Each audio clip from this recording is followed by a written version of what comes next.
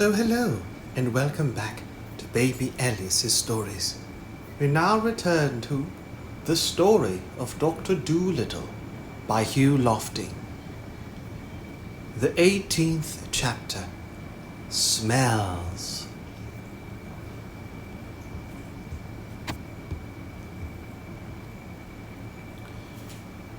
Your uncle must now be found, said the doctor. That is the next thing, now that we know he wasn't thrown into the sea. Then Dab-Dab came up to him again and whispered, Quack, quack. Ask the eagles to look for the man. No living creature can see better than an eagle. When they are miles high in the air, they can count the ants crawling on the ground. Quack, Ask the eagles. quack, quack. So the doctor sent one of the swallows off to get some eagles. And in about an hour the little bird came back with 6 different kinds of eagles. A black eagle, a bald eagle, a fish eagle, a golden eagle, an eagle vulture, and a white-tailed sea eagle. Twice as high as the boy they were, each one of them, and they stood on the rail of the ship like round-shouldered soldiers, all in a row, stern and still and stiff, while their great gleaming black eyes shot darting glances here and there and everywhere. Gub-Gub was scared of them and got behind a barrel. He said he felt as though those terrible eyes were looking right inside of him to see what he had stolen for lunch. And the doctor said to the eagles, A man has been lost, a fisherman with red hair and an anchor marked on his arm. Would you be so kind as to see if you can find him for us? This boy is the man's nephew. Eagles do not talk very much, and all they answered in their husky voices was, Quack, caw. You may be sure that we will do our best for John Dolittle. Caw. Then they flew off, and Gub-Gub came out from behind his barrel to see them go. Up and up and up they went, higher and higher and higher still. Then, when the doctor could only just see them, they parted company and started going off all different ways, north, east, south, and west, looking like tiny grains of black sand creeping across the wide blue sky. My gracious, said Gub-Gub in a hushed voice. What a height! I wonder they don't scorch their feathers so near the sun. They were gone a long time, and when they came back it was almost night, and the eagles said to the doctor, We have searched all the seas and all the countries and all the islands and all the cities and all the villages in this half of the world, but we have failed. In the main street of Gibraltar we saw 3 red hares lying on a wheelbarrow before a baker's door, but they were not the hairs of a man. They were the hairs out of a fur coat. Nowhere on land or water could we see any sign of this boy's uncle, and if we could not see him, then he is not to be seen. For John Dolittle we have done our best. Then the 6 great birds flapped their big wings and flew back to their homes in the mountains and the rocks. Well, said Dab-Dab after they had gone, what are we going to do now? The boy's uncle must be found. There's no 2 ways about that. The lad isn't old enough to be knocking around the world by himself. Boys aren't like ducklings. They have to be taken care of till they're quite old. I wish Chi-Chi were here. He would soon find the man. Good old Chi-Chi. I wonder how he's getting on. If we only had Polynesia with us, said the White Mouse, she would soon think of some way. Do you remember how she got us all out of prison the second time? My, but she was a clever one. I don't think so much of those eagle fellows, said Chip. They're just conceited. They may have very good eyesight and all that, but when you ask them to find a man for you, they can't do it. and they have the cheek to come back and say that nobody else could do it. They're just conceited, like that collie in Puddleby. And I don't think a whole lot of those gossipy old porpoises either. All they could tell us was that the man wasn't in the sea. We don't want to know where he isn't, we want to know where he is. Ruff. Oh, don't talk so much, said Gub Gub. It's easy to talk, but it isn't so easy to find a man when you have got the whole world to hunt him in. Maybe the fisherman's hair has turned white, worrying about the boy, and that was why the eagles didn't find him. You don't know everything, you're just talking. You're not doing anything to help. You couldn't find the boy's uncle any more than the eagles could. You couldn't do as well. You stupid piece of warm bacon. Couldn't I? Said the dog. That's all you know, you stupid piece of warm bacon. Haven't begun to try yet, have I? You wait and see. Then Jip went to the doctor and said, Ask the boy if he has anything in his pockets that belonged to his uncle. Will you, please? So the doctor asked him, and the boy showed them a gold ring, which he wore on a piece of string around his neck, because it was too big for his finger. He said his uncle gave it to him when they saw the pirates coming. Jip smelt the ring and said, That's no good. Ask him if he has anything else that belonged to his uncle. Then the boy took from his pocket a great big red handkerchief and said, This was my uncle's too. As soon as the boy pulled it out, Jip shouted, Snuff, by jingo! Black rappy snuff! Don't you smell it? His uncle took snuff. Ask him, doctor. The doctor questioned the boy again, and he said, Yes, my uncle took a lot of snuff. Fine, said Jip. The man's as good as found. 'Twill be as easy as stealing milk from a kitten. Tell the boy I'll find his uncle from him in less than a week. Let us go upstairs and see which way the wind is blowing. But it is dark now, said the doctor. You can't find him in the dark.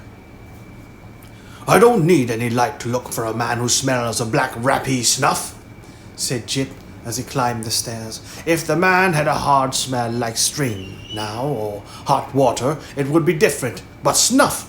Tut, tut. Does hot water have a smell? Asked the doctor. Certainly it has, huff, said Jip. Hot water smells quite different from cold water. It is warm water or ice that has the really difficult smell. Why, I once followed a man for 10 miles on a dark night by the smell of the hot water he had used to shave with, for the poor fellow had no soap. Now then, let us see which way the wind is blowing. Wind is very important in long-distance smelling. I mustn't be forced. It mustn't be too fierce a wind, and of course it must blow the right way. A nice, steady, damp breeze is the best of all. Ha! This wind is from the north. Then Jip went up to the front of the ship and smelt the wind. Then he started muttering to himself. Tar, Spanish onions, kerosene oil, wet raincoats, crushed laurel leaves, rubber burning, lace curtains being washed. No, my mistake, lace curtains hanging out to dry. Foxes, hundreds of them, cubs and... Can you really smell all those different things in this one wind? Asked the doctor. Why, of course, said Jip. And those are only a few of the easy smells. The strong ones, any mongrel can smell those with a cold in the head. Wait now, I'll tell you some of the harder scents that are coming on this wind. A few of the dainty ones. Then the dog shut his eyes tight, poked his nose straight up into the air, and sniffed hard with his mouth half open. For a long time he said nothing. He kept as still as a stone. He hardly seemed to be breathing at all. When at last he began to speak, it sounded almost as though he was singing, sadly, in a dream. Bricks, he whispered, very low. Old, yellow bricks, crumbling with age in a garden wall. The sweet breath of young cows standing in a mountain stream. The lead roof of a dovecot, or perhaps a granary, with the midday sun on it. Black kid gloves lying in a bureau drawer of walnut wood. A dusty road with horses drinking trough. A dusty road with a horse's drinking trough beneath the sycamores. Little mushrooms bursting through the rotting leaves. And... Any parsnips? Asked Gub-Gub. No, said Jip. You always think of things to eat. No parsnips, whatever. And no snuff. Plenty of pipes and cigarettes and a few cigars, but no snuff. We must wait till the wind changes to the south. Yes, it's a poor wind, that, said Gub-Gub. I think you're a fake, Jib. Whoever heard of finding a man in the middle of the ocean just by smell? I told you you couldn't do it. Look here, said Jib, getting really angry. You're going to get a bite on the nose in a minute. You needn't think that just because the doctor won't let us give you what you deserve, that you can be as cheeky as you like. Stop quarrelling, said the doctor. Stop it. Life's too short. Tell me, Jip, where do you think those smells are coming from? From Devon and Wales, most of them, said Jip. The wind is coming that way. Well, said the doctor. You know, that's really quite remarkable. Quite. I must make a note of that in my new book. I wonder if you could train me to smell as well as that. But no, perhaps I'm better off the way I am. Enough is as good as a feast, they say. Let's go down to supper. I'm quite hungry. So am I, said Gub-Gub. The 19th chapter, The Rock. Up they got early next morning out of the silken beds, and they saw that the sun was shining brightly and that the wind was blowing from the south. Jip smelt the south wind for half an hour. Then he came to the doctor, shaking his head. I smell no snuff as yet, he said. We must wait till the wind changes to the east. But even when the east wind came at 3 o'clock that afternoon, the dog could not catch the smell of snuff. The little boy was terribly disappointed and began to cry, saying that no one seemed to be able to find his uncle for him. But all Jip said to the doctor was, Tell him that when the wind changes to the west, I'll find his uncle, even though he be in China, so long as he is still taking black, rappy snuff. 3 days they had to wait before the west wind came. This was on a Friday morning, early, just as it was getting light. A fine, rainy mist lay on the sea like a thin fog, and the wind was soft and warm and wet. As soon as Jip awoke, he ran upstairs and poked his nose in the air. Then he got most frightfully excited and rushed down again to wake the doctor up. Doctor, he cried. Oh, I've got it, doctor. Doctor, wake up. Listen, I've got it. The wind's from the west and it smells of nothing but snuff. Come upstairs and start the ship, quick. So the doctor tumbled out of bed and went to the rudder to steer the ship. Now, I'll go up to the front, said Jip, and you watch my nose. Whichever way I point it, you turn the ship the same way. The man cannot be far off with the smell as strong as this. And the wind's all lovely and wet. Now watch me.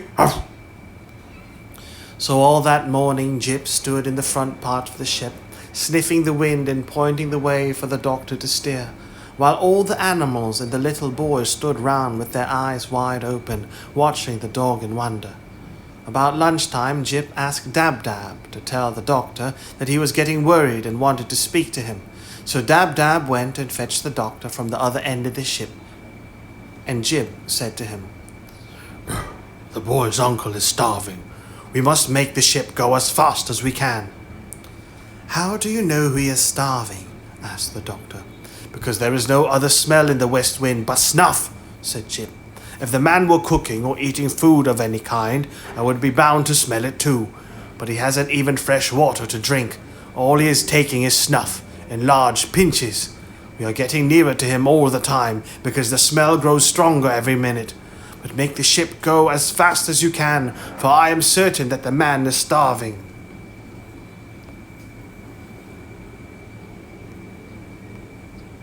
All right, said the doctor, and he sent Dab-Dab to ask the swallows to pull the ship, the same as they had done when the pirates were chasing them. So the stout little birds came down and once more harnessed themselves to the ship. And now the boat went bounding through the waves at a terrible speed. It went so fast that the fishes in the sea had to jump for their lives to get out of the way and not be run over. And all the animals got tremendously excited, and they gave up looking at Jip and turned to watch the sea in front, to spy out any land or islands where the starving man might be. But hour after hour went by, and still the ship went rushing on over the same flat sea, and no land anywhere came in sight. Now the animals gave up chattering and sat around silent, anxious, miserable. The little boy grew sad again, and on Jip's face there was a worried look. At last, late in the afternoon, just as the sun was going down, the owl Tutu, who was perched on the tip of the mast, suddenly startled them all by crying out at the top of his voice. "Hoo, hoo, Jip, Jip! I see a great rock in front of us. Look way out there where the sky and the water meet. See the sun shine on it like gold. Is the smell coming from there?" And Jip called back, "Oh, yes, that's it. That's where the man is. At last, at last." And when they got nearer, they could see that the rock was very large, as large as a big field. No trees grew on it, no grass, nothing. The great rock was as smooth, as bare as the back of a tortoise. Then the doctor sailed the ship right round the rock, but nowhere on it could a man be seen. All the animals screwed up their eyes and looked as hard as they could, and John Dolittle got a telescope from downstairs. But not one living thing could they spy, not even a gull, nor a starfish, nor a shred of seaweed. They all stood still and listened, straining their ears for any sound. But the only noise they heard was the gentle lapping of the little waves against the sides of their ship. Then they all started calling, "Helloa there! Helloa!" till their voices were hoarse, but only the echo came back from the rock. The little boy burst into tears and said, "I am afraid I shall never see my uncle any more. What shall I tell them when I get home?" But Jip called to the doctor, "He must be there. He must. The smell goes on no further. He must be there. I tell you, sail the ship close to the rock and let me jump out on it." So the doctor brought the ship as close as he could and let down the anchor. Then he and Jip got out of the ship and onto the rock. Jip at once put his nose down close to the ground and began to run all over the place. Up and down he went, back and forth, zigzagging, twisting, doubling and turning, and everywhere he went the doctor ran behind him, close at his heels, till he was terribly out of breath. At last Jip let out a great bark, "Ow, ow, ow," and sat down. And when the doctor came running up to him, he found the dog staring into a big, deep hole in the middle of the rock. "The boy's uncle is down there," said Jip quietly. "No wonder those silly eagles couldn't see him. It takes a dog to find a man." So the doctor got down into the hole, which seemed to be a kind of cave or tunnel, running a long way under the ground. Then he struck a match and started to make his way along the dark passage, with Jip following behind. The doctor's match soon went out, and he had to strike another, and another, and another. At last the passage came to an end, and the doctor found himself in a kind of tiny room with walls of rock. And there, in the middle of the room, his head resting on his arms, lay a man with very red hair, fast asleep. Jip went up and sniffed at something lying on the ground beside him. The doctor stooped and picked it up. It was an enormous snuff box, and it was full of black rapee. The 20th chapter, The Fisherman's Town.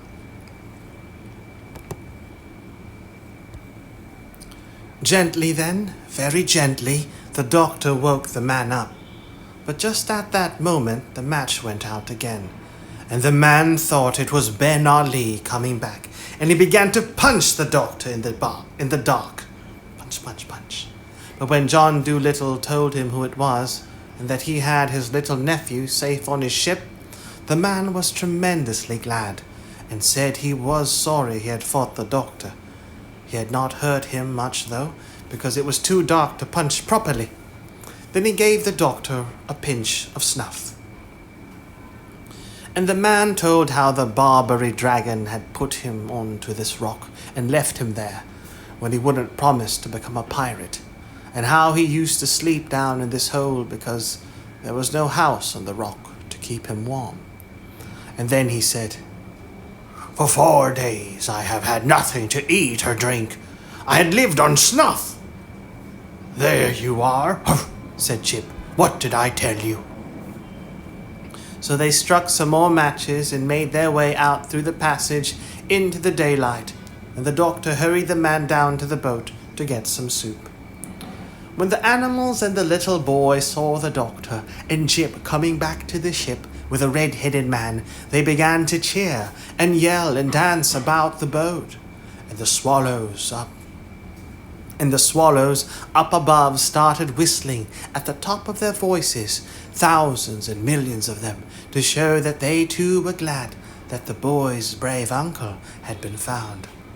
The noise they made was so great that sailors far out at sea thought that a terrible storm was coming. "Hark to that gale howling in the east," they said. And Jip was awfully proud of himself, though he tried hard not to look conceited. When Dab-Dab came to him and said, "Jip, I had no idea you were so clever," he just tossed his head and answered, "Huff, oh, that's nothing special, but it takes a dog to find a man, you know. Birds are no good for a game like that." Then the doctor asked the red-haired fisherman where his home was, and when he had told him, the doctor asked the swallows to guide the ship there first. And when they had come to the land which the man had spoken of, they saw a little fishing town at the foot of a rocky mountain, and the man pointed out the house where he lived. And while they were letting down the anchor, the little boy's mother, who was also the man's sister, came running down to the shore to meet them, laughing and crying at the same time. She had been sitting on a hill for 20 days, watching the sea and waiting for them to return. And she kissed the doctor many times, so that he giggled and blushed like a schoolgirl, and she tried to kiss Jip too, but he ran away and hid inside the ship. "It's a silly business, this kissing," he said. "I don't hold by it. Let her go and kiss Gub-Gub if she must kiss something." And she kissed the doctor many times. The fisherman and his sister didn't want the doctor to go away again in a hurry. They begged him to spend a few days with them. So John Dolittle and his animals had to stay at their house a whole Saturday and Sunday and a half of Monday. And all the little boys of the fishing village went down to the beach and pointed at the great ship anchored there, and said to one another in whispers, "Look, that was a pirate ship, Ben-Ali's, the most terrible pirate that ever sailed the 7 seas. That old gentleman with the high hat who's staying up at Mrs. Trevelyan's, he took the ship away from the Barbary dragon and made him into a farmer. Who'd have thought it of him? He's so gentle-like and all. Look at the great red sails. Ain't she the wicked-looking ship? And fast? My." All those 2 days and a half that the doctor stayed at the little fishing town, the people kept asking him out to teas and luncheons and dinners and parties. And all the ladies sent him boxes of flowers and candies. And the village band played tunes under his window every night. At last the doctor said, "Good people, I must go home now. You have really been most kind. I shall always remember it. But I must go home, for I have things to do." Then, just as the doctor was about to leave, the mayor of the town came down the street, and a lot of other people in grand clothes with him. And the mayor stopped before the house where the doctor was living, and everybody in the village gathered round to see what was going to happen. After 6 page boys had blown on shining trumpets to make the people stop talking, the doctor came out onto the steps and the mayor spoke. Dr. John Dolittle, said he, it is a great pleasure for me to present to the man who rid the seas of the dragon of Barbary this little token from the grateful people of our worthy town. And the mayor took from his pocket a little tissue paper packet, and opening it, he handed to the doctor a perfectly beautiful watch with real diamonds in the back. Then the mayor pulled out of his pocket a still larger parcel and said, Where is the dog? Then everybody started to hunt for Jip, and at last Dab-Dab found him on the other side of the village in a stable yard, where all the dogs of the countryside were standing round him, speechless with admiration and respect.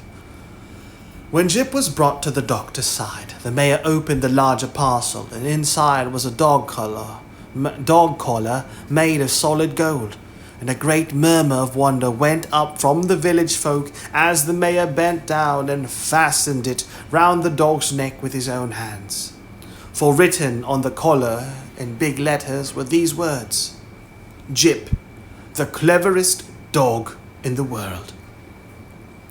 Then the whole crowd moved down to the beach to see them off, and after the red-haired fisherman and his sister and the little boy had thanked the doctor and his dog over and over and over again, the great swift ship with the red sails was turned once more towards Puddleby, and they sailed out to sea while the village band played music on the shore. The final chapter of the story of Dr. Dolittle by Hugh Lofting. The 21st chapter, Home Again.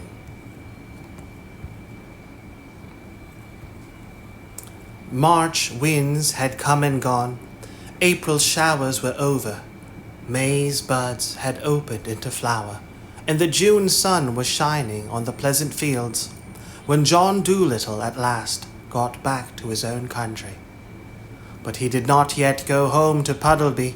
First he went travelling through the land with the push-me-pull-you in a gypsy wagon, stopping at all the country fairs. And there, with the acrobats on one side of them and the Punch and Judy show on the other, they would hang out a big sign which read, Come and see the marvellous 2-headed animal from the jungles of Africa. Admission, 6 pence. And the push-me-pull-you would stay inside the wagon until the other animals would lie about underneath.